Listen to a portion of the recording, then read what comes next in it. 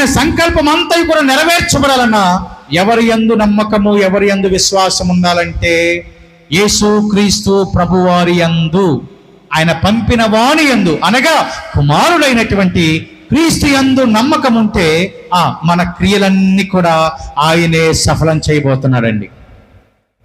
నీ క్రియలు, పనులన్నిటినీ కూడా ఆయనే నెరవేర్చబోతున్నాడు. ఏ పని తలపెట్టినా కొంతమంది అనుకుంటారు అవ్వట్లేదే అని. ఏ క్రియ ప్రారంభం చేసినా ఎందుకు అవ్వట్లేదులే అని అనుకుంటా ఉంటాం. కుమారుని యందు విశ్వాసము లేకపోవటాన్ని బట్టే కదా. ఆయనే క్రియ జరిగించడంలో శక్తి సంపన్నుడు కదా. నీ పక్షమై కార్యము జరిగించటంలో శక్తి సంపన్నుడు ఆయనే కదా.